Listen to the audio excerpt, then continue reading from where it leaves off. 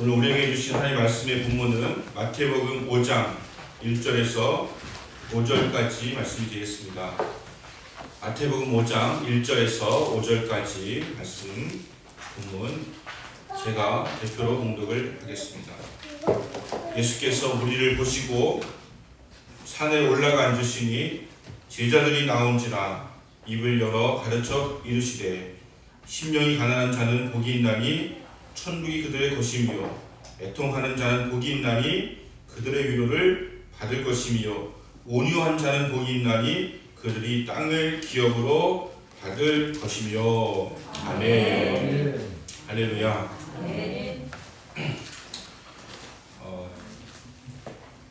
저도 목사지만 목사로서 참 존경하는 그런 분들이 있습니다.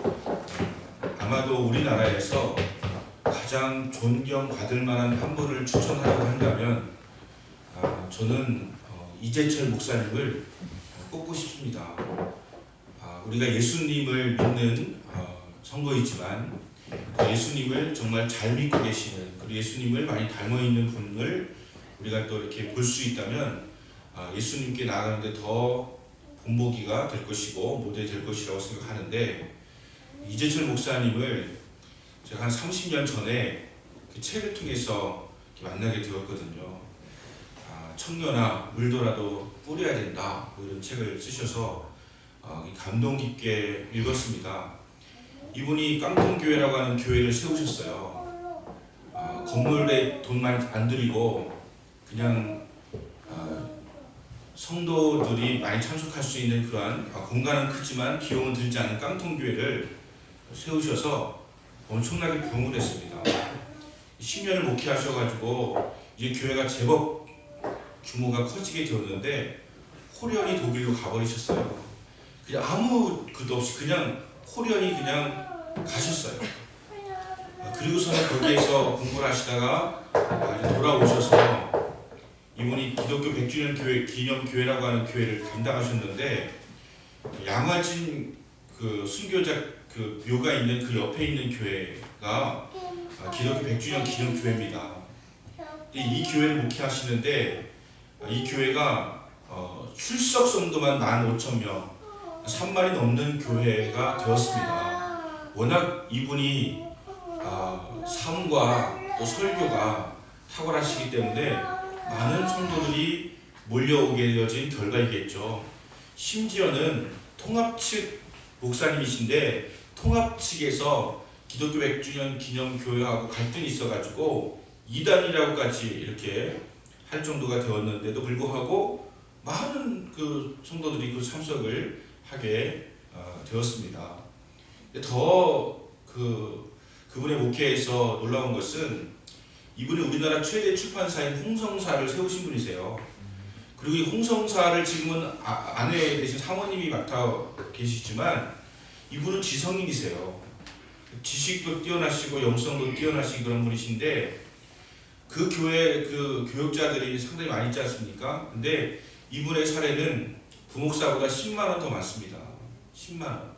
이분은 얼마든지 더 많은 것을 받아도 되시고 또 혜택을 받으셔도 되는데 그것을 원하지 않으시고 이번에 은퇴하셨는데 은퇴하실 때 그분이 취한 행동은 참 기감이 될 만한 것이에요.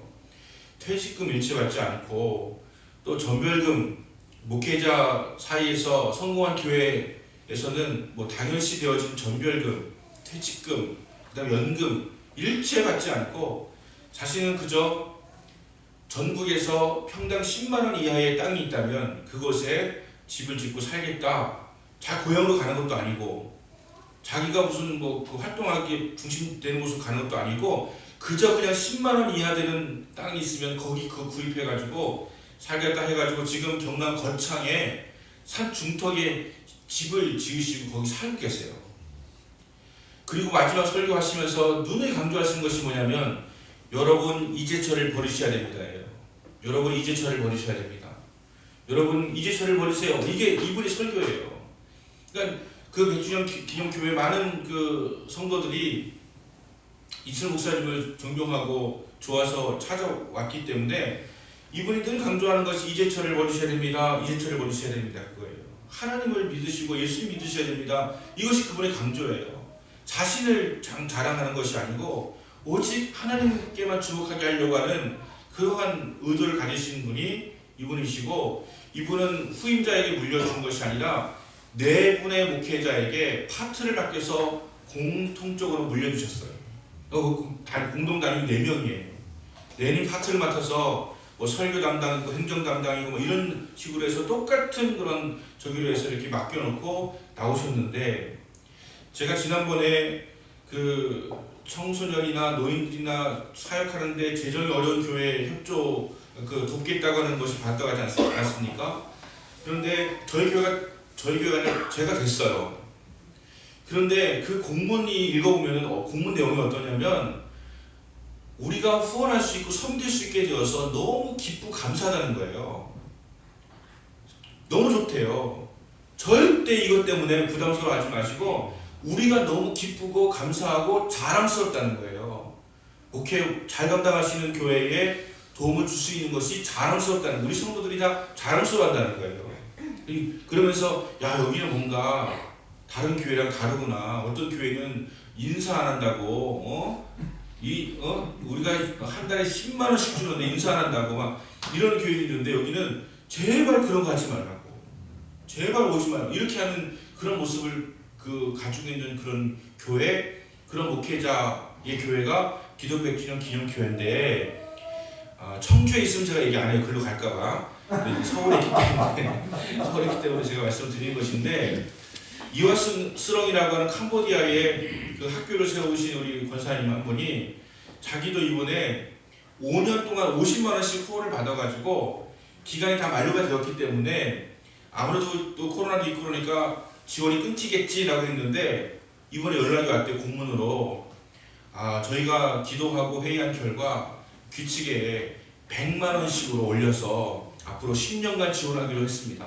이렇게 왔다는 거예요. 50만 원이 아니고 100만 원 올리고 10년간 하는데, 그래서 뭐 연락을 해가지고서 한번 찾아뵙고 설명도 주고 인사하겠다고 했더니 그런 거 절대 하지 말라고, 그런 거 하지 말라고, 우리는 자랑스러운 그런 곳에 우리가 할 수 있다고 너무 감사하다고 이렇게 연락이 왔다는 거예요. 너무 근사하지 않습니까? 너무 괜찮지 않습니까? 이재철 목사님은 이분이 그렇게 사시고 이렇게 보여주셨기 때문에 그 교회의 어떤 목회 철학이랄까, 교회의 그 철학이랄까, 이것이 참 귀하구나.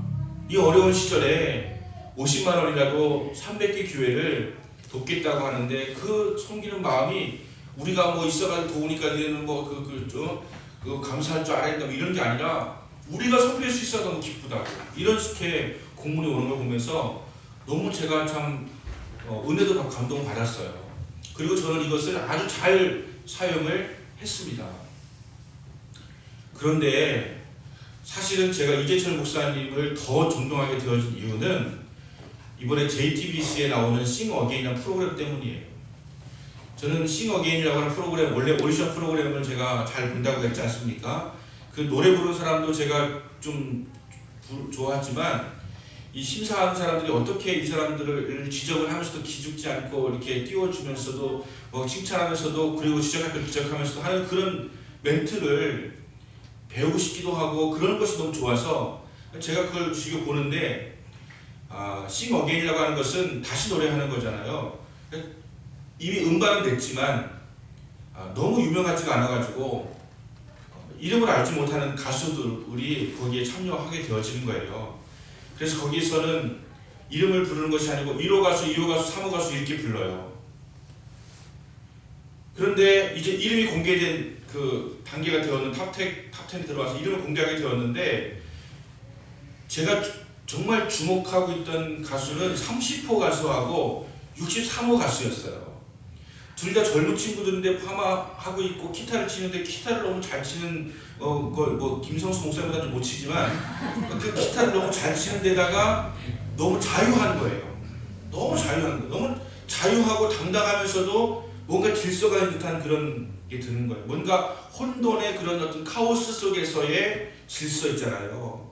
우리 창조가 그렇지 않습니까? 그 무질서 속에서 질서가 카오스잖아요. 뭔가 그런 게 느껴져가지고 주목하고 있었는데 이름이 공개되었는데 이 이승윤이라고 하는 그 가수가 30호 가수거든요. 이 30호 가수가 이름 공개했는데 그 다음날 신문이 나왔어요. 이분 아버님의 이름이 이재철이라고. 이재철 목사님이 이 이승윤 가수의 아버지였던 거예요. 그래서 이제 그 집에 이제 가정교육에 대한 스토리가 나오지 않습니까? 저는 이재철 목사님의 설교라든가 특강이라든가 책을 무수 읽어봤지만 자식 얘기하고 들어본 적이 없거든요. 그런데 자식에 대한 스토리가 나옵니다. 첫째 아들은 변호사예요. 둘째 아들은 이승국이라고 하는 유명한 유튜버예요. 28만 명이 팔로워예요. 근데 이 이승국이라고 하는 그 천재 유튜버라고 부르던가요. 이 이승국은 영국에서 워낙 탁월한 인재여가지고 1년간 우리가 무료로 공부를 가르쳐줄 테니까 보내라 해서 갔는데 가는 조건이 뭐냐면 1년만 딱 하고 돌아오는 것이었어요. 우리가 어디 그럽니까? 옥스퍼드를 간다고 하면 우리가 뭐 10년을 헤어져 있더라도 보내지 않습니까? 그런데 아버지와 이 아들이 약속한 것은 우리는 가정의 소중함이, 가정의 가치가 더 중요한 것을 알기 때문에 1년간만 영국에 다녀오라. 1년 뒤에 연락이 왔어요. 워낙 탁월한 친구이기 때문에 옥스퍼드 대학을 진학시켜 줄 것이고 프리로 이렇게 공부할 수 있도록 도와주겠다, 지원해주겠다 했는데 이 친구가, 이승국이라는 친구가 돌아옵니다. 아버지와 약속도 있고 가족과 약속이 있어가지고 돌아온 거예요. 그리고 지금 유튜버예요. 여러분 유튜버 그 옥스퍼드를 갈 사람이 유튜버를 하고 있다고 생각하면 마음이 뭐 편하시겠습니까? 부모로서. 그런데 유튜버로서 많은 영향을 주고 있는 그런 사람이 되었다고 하는 것입니다. 셋째 아들은 이 자유로운 영혼을 가진 가수예요. 이승윤이라고. 넷째 아들은 지금 미술을 공부하고 있다고 해요. 그런데 이재철 목사님과 그 사모님이 인터뷰에 나와서 하는 말이 자신은 어떠한 경우에도 자식들에게 너는 목사의 아들이야, 목사의 딸이야 라고 해본 적이 없대요.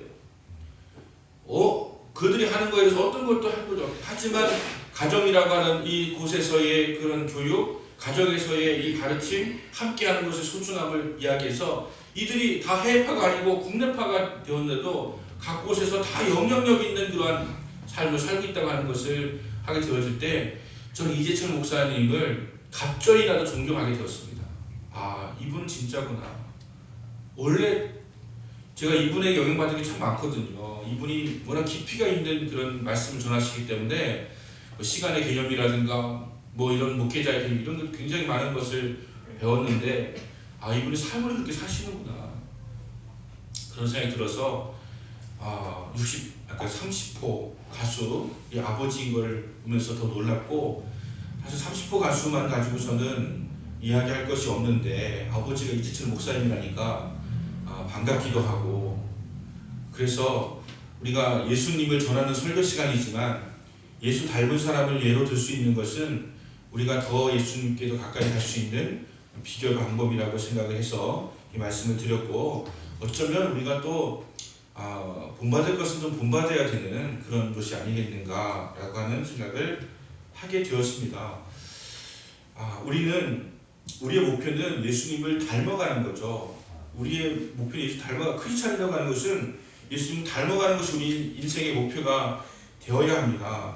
주님을 닮아가야 되는데 예수 믿는 사람이 누구냐라고 한다면 예수를 닮으려고 하는 사람, 크라이스트에다가 이 정비사를 붙여가지고 크리스찬이라고 부르는 것은 예수를 닮은 사람 혹은 예수 같은 사람, 작은 예수 이렇게 할 수 있는 것이기 때문에 크리스찬은 예수 닮으려고 하는 사람, 예수님 닮은 사람이라고 할 수가 있는 것입니다.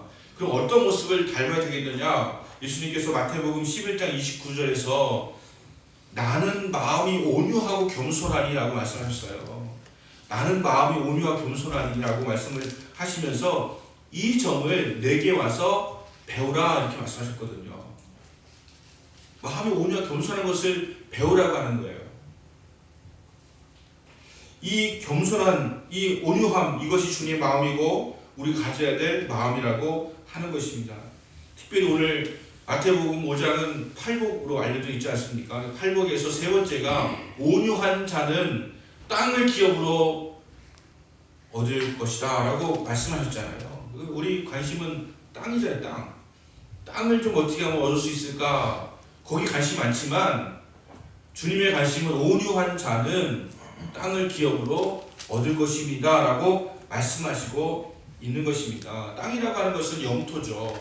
땅이라고 하는 것은 어떤 그 우리가 품고 있는 지역이죠. 근데 이것이 그냥 오프라인 개념으로만 보여진 땅만을 이야기하는 것이 아니고 보이지 않는 영역 속에서도 우리가 소유해야 할 영토가 참 많이 있거든요. 그 땅을 기업으로 받을 것입니다라고 말씀을 하시는 것입니다. 근데 온유한 자가 그러면 어떤 것을 말하는 것이냐? 누가복음에 보면 지금 줄인 자는 복이 있다 이렇게 말하고 있거든요. 그리고 지금 오는 자는 복이 있다 말씀하시고 있거든요. 무슨 말이냐면 지금 온유한 자가 복이 있다고 말씀하시는 거예요. 온유 언제부터 해야 되느냐? 지금 온유하신다는 거예요. 지금 온유해야 복을 받는다.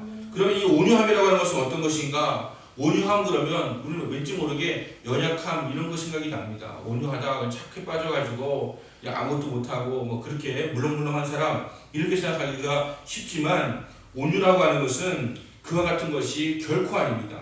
성경에서 말하는 온유함이라고 하는 것은 원어로는 프라우스인데 프라우스라고 하는 것은 영어로는 스트렝스 언더 컨트롤이에요. 통제 아래 있는 힘, 스트렝스 언더 컨트롤, 통제 아래 있는 힘을 온유라고 하는 것입니다. 예를 들어 보겠습니다. 구약 성경에 요셉이 나오지 않습니까? 요셉이 보디발의 그 종으로 팔려갑니다. 그런데 보디발의 아내가 유혹을 해요. 그때에 이 유혹을 한다고 하는 것은 어찌 보면 요셉에게 엄청난 기회도 될 수가 있는 거예요. 왜냐하면 이 보디발은 경호실장인데 우리나라도 권위주의 시대의 경호실장이 나는 새로 떨어뜨린다고 하는 그러한 그 별명 갖고 있지 않습니까? 차지철 집사님이 경호실장이었는데 나는 새 떨어뜨렸어요. 그냥 경호실장이었는데 그냥 뭐 국무총리고 장관이고 아무것도 아니었거든요. 그 당시 이 애굽에서 그 경호실장이라고 하는 것은 그렇게 권력 있는 사람이라고 우리가 추측할 수가 있거든요. 근데 그 아내가 유혹을 해요. 유혹한다고 하는 것은 거절한다고 하는 것 자체가 목숨을 잃을 수도 있는 두려운 것이기도 하면서 동시에 그것을 잘 받아들이면 얼마든지 높은 자리까지 올라갈 수 있는 좋은 기회가 될 수도 있는 것이기 때문에 이것을 그 요셉은 정말 받아들일 수도 있는 그런 그 상황이 될 수 있단 말이죠. 하지만 요셉은 그것을 철저히 거부합니다. 거절합니다. 뿌리쳐버립니다. 이게 뭐예요? 스트레스 언더 컨트롤이에요. 통제 아래에 있는 힘이란 말이에요. 컨트롤하는 거예요. 이건 안 된다. 이건 주님이 원하시지 않는다. 내가 이렇게 더럽혀서는 안 된다라고 하는 이 통제가 있는 힘이 온유라고 하는 것입니다. 온유는 그냥 힘을 말하는 것이 아니고 온유는 그냥 물렁물렁한 것을 말하는 것이 아니라 통제할 수 있는 힘을 온유라고 하는 것입니다. 또 요셉이 감옥에 갔어요. 그리고 나중에 총리가 되지 않습니까? 그러니까 총리가 되면 누가 제일 떨 것 같아요? 보디발의 아내가 제일 떨지 않겠습니까?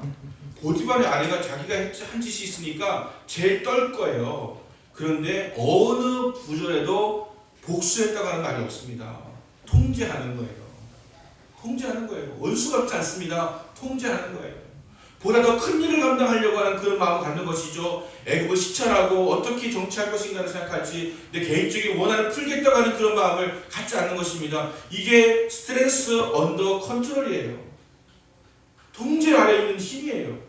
이게 온유한 것이죠. 그리고 어느 날 이제 앞에 이스라엘에서 형제들이 와서 고개를 숙이고 식량을 구합니다. 이들은 요셉을 알지 못하지만 요셉은 이들을 알아요. 정말 생각 같아서는 막 가서 한 대씩 패주고 싶기도 하고 뭐 어떻게든지 막 원을 갚아주고 싶은 마음도 있지만 요셉은 참아냅니다. 이게 뭡니까? 온유예요. 통제 아래에 있는 힘, 이것이 온유인 것입니다. 이 온유한 자가 뭘 차지합니까? 총리도 되고 총리가 돼서 역할도 잘 감당하고 이게 땅을 차지하는 거예요. 여러분. 그가 통제하지 못했다면 아마 보디발의 아내를 거론해가지고서 왼수를 갚았다면 아마도 많은 정쟁에 휘말리면서 굉장히 어려운 그런 총리 역할을 할 수 있었을지도 모릅니다. 하지만 그는 통제된 힘으로 이 모든 것들을 감당해낼 수 있었는데 이것이 바로 온유라고 하는 것입니다. 현대에는 심지어 크리스찬 중에서도 예수님 말씀하신 이 온유와는 거리가 먼 삶을 사랑하는 분 너무 많습니다. 어떻게 자기를 막 드러내려고 하고, 통제되는 것이 아니라 자기를 드러내려고 하고, 이름을 알리려고 하고, 행적을 알리려고 하고, 칭찬받기를 원하고, 신문의 이름이 나기를 원하고, 자신이 알려지기를 이렇게 원하는 것이죠. 그래서 온갖 수단을 동원해가지고 자기 목소리를 내고 자기를 드러내는 일에 집중하고 있습니다. 그러나 예수님께서는 나는 온유하고 겸손하니 내게 배우라고 하신 예수님께서는 십자가에 달려서 죽으면서까지도 아무 소리를 하지 않으세요. 억울함에도 불구하고, 말도 안 되는 삶에도 불구하고, 그리고 너무 아프고 너무 그 정말 침뱉고 치욕스럽고 함에도 불구하고 예수님은 그것을 넉넉히 감당하시면서 십자가를 지시는 장면 우리가 보지 않습니까? 이것이 온유입니다. 왜냐하면 이것을 통해서 주님께서 이루셔야만 하는 그런 하나님의 엄청난 계획과 섭리와 뜻이 있기 때문에 그런 것이죠.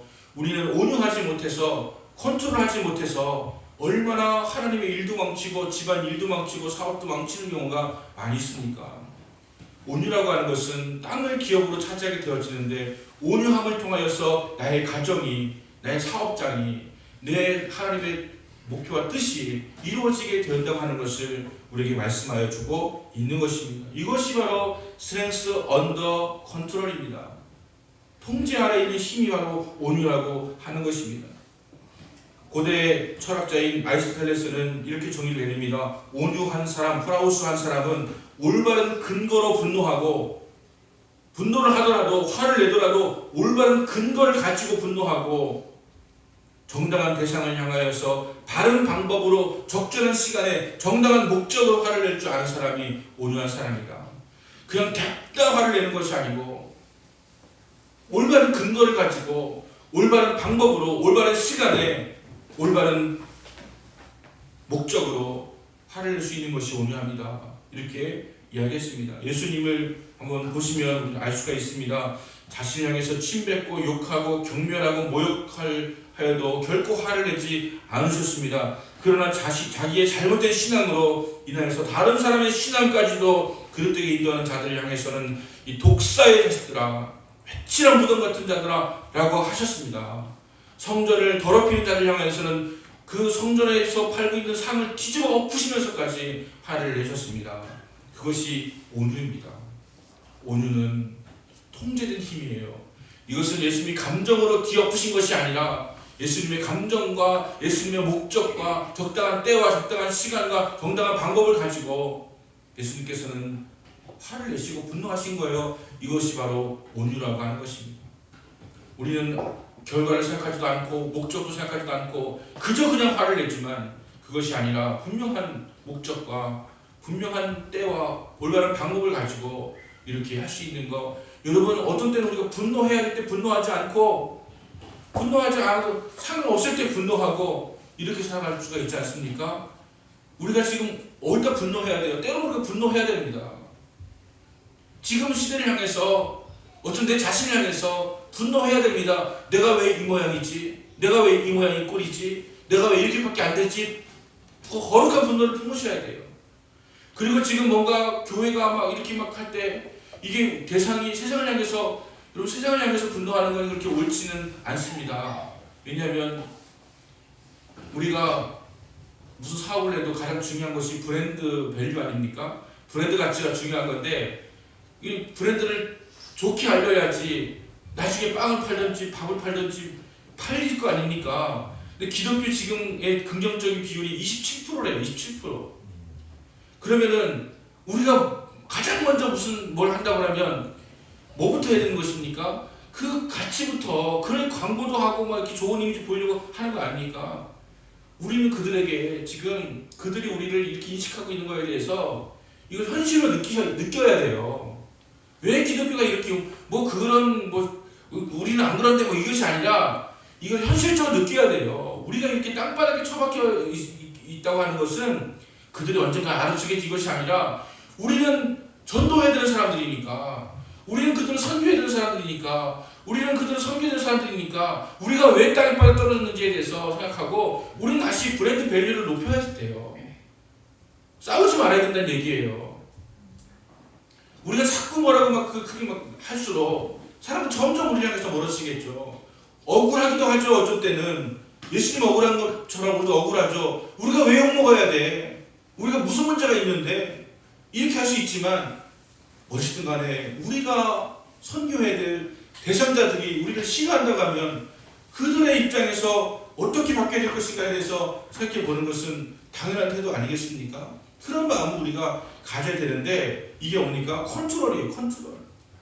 우리가 통제할 줄 알아야 돼요. 화를 내고 싶어도 참을 줄 알아야 되고 또 화를 내야 되는 곳에서는 바른 방법과 바른 때에 바른 목적을 가지고 낼 수 있는 것이 있어야 된다고 하는 것입니다. 지금 이것이 우리가 있는 그런 상황이에요. 어쩌면 가장 분노해야 될 대상은 내 자신일지도 모릅니다. 내가 왜 이렇게 엉망이지? 내가 왜 이렇게 무너져 있지? 내가 왜 이렇게 비겁하지? 내가 당당하지 못하지? 이것이 우리가 가장 분노해야 될 것이 아니겠습니까? 온유한 사람은 지금의 상황에서 내 자신에 대해서 거룩한 분노를 품을 줄 아는 사람, 이것이 진정한 온유한 사람이라고 할 수가 있을 것입니다.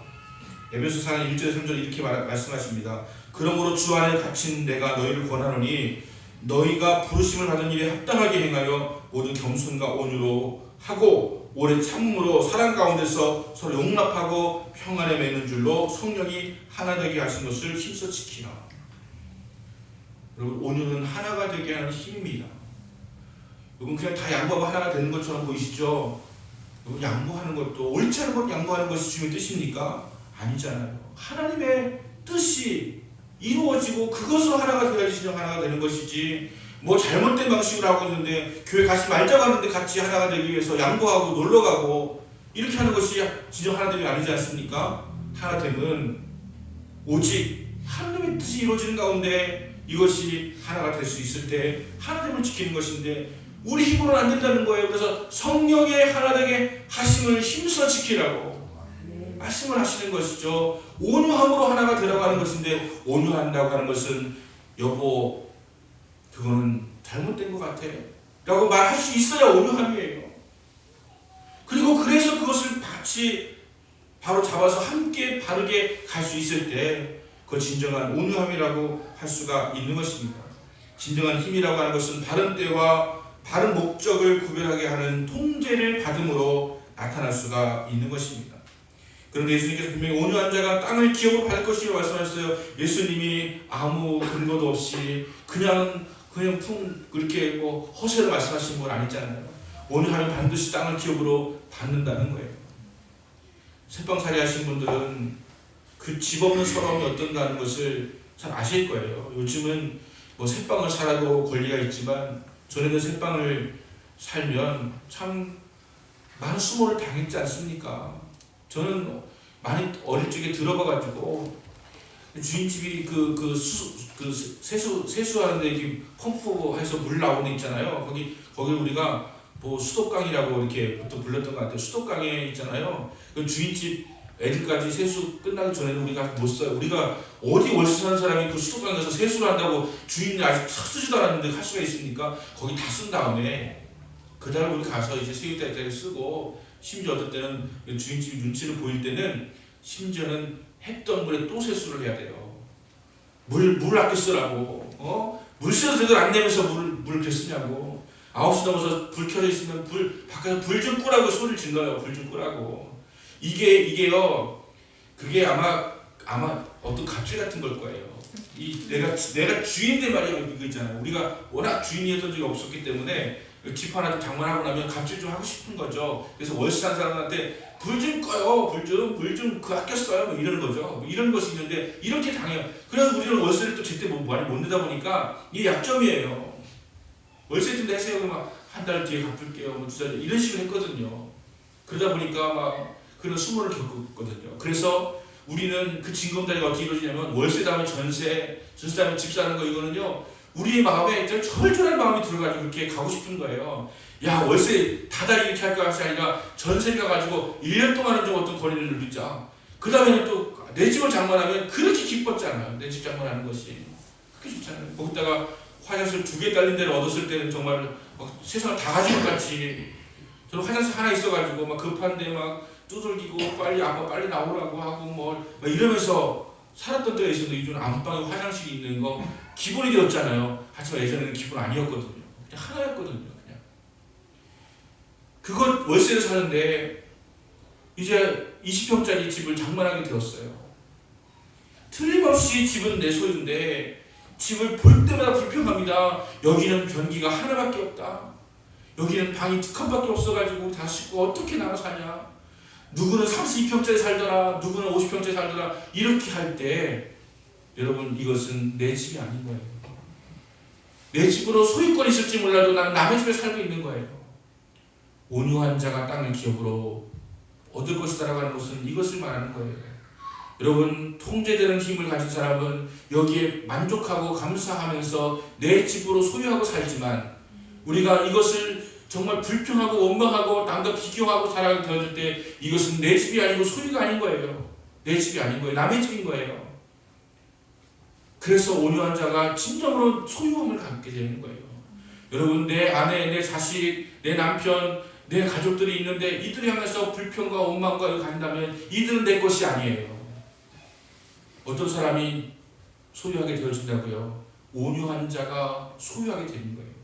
온유한 자의 것이 되는 거예요. 이 가족은 내가 온유할 때 친정한 내 가족이 되는 것이고 이 집은 내가 온유할 때 친정한 내 집이 되는 것이고 내 재산도 내가 인정하고 감사할 때 이것이 내 진정한 소유가 되는 거예요.